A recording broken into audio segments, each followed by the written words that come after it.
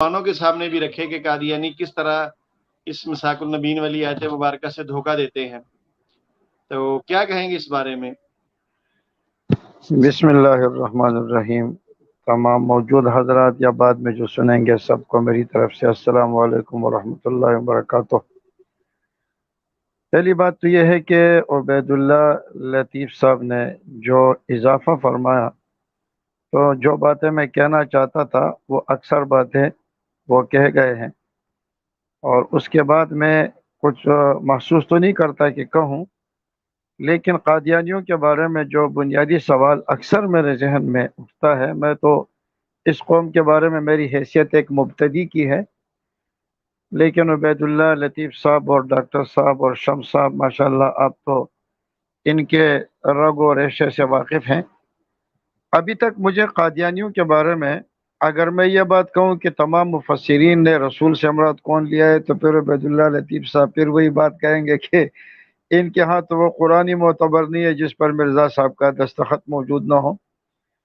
تو چھ جائے کہ ہم مفسرین کو پیش کریں۔ یہ قوم ہی کچھ عجیب ہے۔ ابھی تک تو ہمیں ان کے اس دعوے کے بارے میں کچھ پتہ نہیں چلا کہ قادیانی حضرات کھل کر اپنا دعویٰ تو ہمیں لکھوا دیں کہ یہ خاتم النبیین کس کو مانتے ہیں، اس لیے کہ اس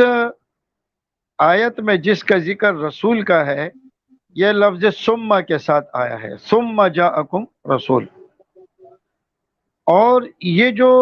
میثاق نبیین لیا گیا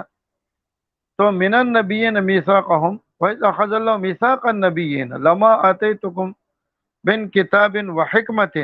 ثم جاءکم رسول۔ یہ ثم کا لفظ عربی زبان میں تراخی کے لیے آتا ہے، یعنی بعد میں کسی کام کا ہونا۔ مثال کے طور پر دو بندے آ جائیں اور ہم کہتے ہیں کہ جاء زید فعمر، زید آیا اور اس کے فوراً بعد عمر آیا، لیکن جب ہم کہیں گے جاء زید ثم عمر تو اس کا مطلب یہ ہے کہ عمر کافی دیر کے بعد آیا ہے۔ اب آیت کے مضمون کو جب ہم دیکھیں گے وَإِذْ أَخَذَ اللَّهُ مِيثَاقَ النَّبِيِّينَ لَمَا آتَيْتُكُم مِّن كِتَابٍ وَحِكْمَةٍ، تمام انبیاء کرام کو جو کتاب اور حکمت عطا فرمائی گئی، ثم جاءکم یعنی پھر تمہارے پاس رسول آئیں گے، اور وہ رسول سب سے اخیر میں آئیں گے۔ لَتُؤْمِنُنَّ بِهِ، جیسے عبید اللہ لطیف صاحب نے یہ بات ارشاد فرمائی کہ وہ میثاق کیا تھا، لَتُؤْمِنُنَّ بِهِ، تم نے اس پر ایمان لانا ہے، وَلَتَنْصُرُنَّهُ، اور اے انبیاء کرام کی جماعت آپ لوگوں نے ان کی مدد اور نصرت کرنی ہے۔ تو اب دیکھیں تمام انبیاء سے آدم علیہ السلام سے لے کر یہ جو نبی علیہ الصلوۃ والسلام تک جو وعدہ لیا گیا کہ ثم جاءکم رسول، اور پھر اس کے بعد آنے والے رسول نعوذ باللہ ثم نعوذ باللہ ثم نعوذ باللہ وہ مرزا قادیانی ہوگا، تو اس کا مطلب یہ ہے کہ مرزا قادیانی کی نبوت پر نبی علیہ الصلوۃ والسلام کا بھی ایمان ہے۔ آپ ہمیں اب تک یہ سمجھ نہیں آ رہا کہ یہ کہنے کو تو یہ کہہ دیتے ہیں کہ مرزا قادیانی نعوذ باللہ نبی علیہ الصلوۃ والسلام کا ذل ہے، نبی علیہ الصلوۃ والسلام کے بروز ہیں، اور ان کو جو نبوت ملی ہے وہ آپ کی اتباع سے ملی ہے، لیکن جب یہ قرآن کے دلائل پڑھتے ہیں تو اس سے تو نعوذ باللہ یہ معلوم ہو رہا ہے کہ نبی علیہ السلام مرزا قادیانی کا ذل ہے۔ جیسے اس دن بھی جو اپنے عبید اللہ لطیف صاحب نے حوالے دیے تھے کہ مرزا قادیانی کے مہر کے بعد کوئی قرآن نہیں ہے، اور ان کے مہر کے بغیر کوئی نبی نہیں ہے۔ پہلے تو یہ اس بات کو متعین کرے، دو شق ہم ان کے سامنے رکھتے ہیں، میں ذرا عبید اللہ لطیف بھائی کی بات کو آگے بڑھا رہا ہوں۔ یا تو آپ یہ تسلیم کریں کہ مرزا قادیانی خاتم النبیین ہے، اگر مرزا قادیانی خاتم النبیین ہے تو آپ کھل کر یہ بات کیوں نہیں کرتے؟ اگر کرتے ہیں، جب انگلش میں کہتے ہیں تو پھر اس کو کہتے ہیں، لیکن اردو زبان میں یہ لوگ کبھی یہ نہیں کہیں گے۔ اور اگر مرزا قادیانی خاتم النبیین نہیں ہے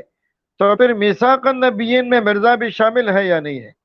کل اگر جمبا صاحب یا زاہد خان صاحب یا نسیم خان صاحب یہی سوال آپ سے پوچھے کہ نبیین میں مرزا بھی شامل ہے،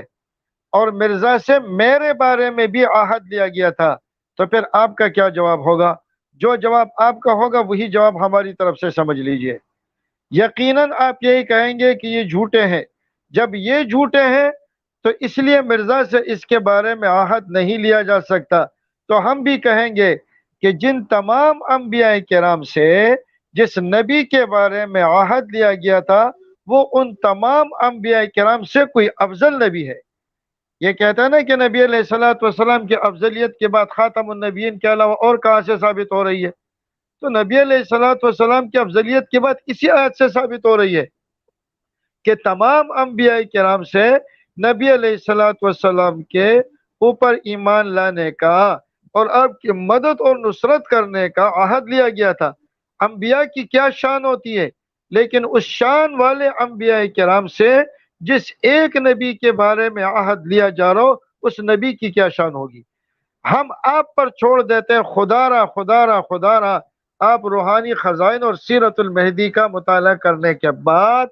سیرت مسیح موعود کا مطالعہ کرنے کے بعد انصاف سے اپنے آپ سے پوچھے، کیا وہ نبی کہ جس کے بارے میں تمام انبیاء سے عہد لیا گیا تھا یہ وہ نبی ہے جس کے بارے میں سیرت المہدی لکھی ہوئی ہے،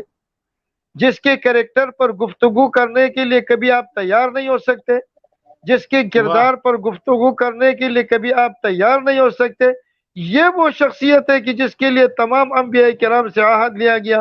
اور افسوس، صد ماشاء اللہ، افسوس کہ تمام انبیاء کرام کی باتیں ایک طرف رکھ لے، ایسے آدمی کے لیے نبی علیہ الصلوۃ والسلام سے بھی عہد لیا گیا جن کے بارے میں تو فرمایا اگر موسیٰ علیہ السلام بھی زندہ ہوتے تو میرے اتباع کے سوا ان کے لیے کوئی چارہ کار نہیں ہوگا۔ اگر عیسیٰ علیہ الصلوۃ والسلام بھی تشریف لائیں گے تو وہ بھی نبی علیہ الصلوۃ والسلام کے ہی اتباع کریں گے۔ یہ اسی آیت سے ثابت ہو رہا ہے۔ آپ میں اگر جرأت ہے تو آپ کھل کر یہ بات کہہ دیجئے جیسے ہم کہتے ہیں کہ گزشتہ انبیاء کرام سے نبی علیہ السلام کے بارے میں عہد لیا گیا تھا، اور اگر وہ زندہ ہوتے تو آپ پر ایمان بھی لاتے، بلکہ اجمالی ایمان آپ پر لا چکے ہیں، اجمالی ایمان آپ پر لا چکے ہیں کہ آخر میں ایک نبی آئیں گے، اور ہر نبی نے اپنی قوم سے بھی یہ وعدہ لیا گیا تھا۔ آپ ذرا کہہ دیجئے کہ اگر نبی علیہ الصلوۃ والسلام زندہ ہوتے وہ مرزا قادیانی پر ایمان لے آتے، ہمیں آپ کی جرت کو سلام ہوگا۔ اگر آپ یہ نہیں کر سکتے تو آپ سمجھ لیجئے کہ آپ سراسر دجل و فریب کر رہے ہیں۔ وما علینا الا البلاغ۔ واہ واہ، ماشاء اللہ ماشاء اللہ۔ ہمارے ایک ساتھی خواجہ حسیب صاحب بھی آپ کو واہ کہہ رہے ہیں اور ماشاء اللہ کہہ رہے ہیں، اور جب آپ مرزا قادیانی کی نبوت کا ذکر کرتے ہیں تو وہ فوری میسج لگاتے ہیں استغفر اللہ۔ علامہ صاحب کمال کر دیا آپ نے بھی، بہت زبردست آپ نے عبید اللہ بھائی کی باتوں کو لے کے چلے۔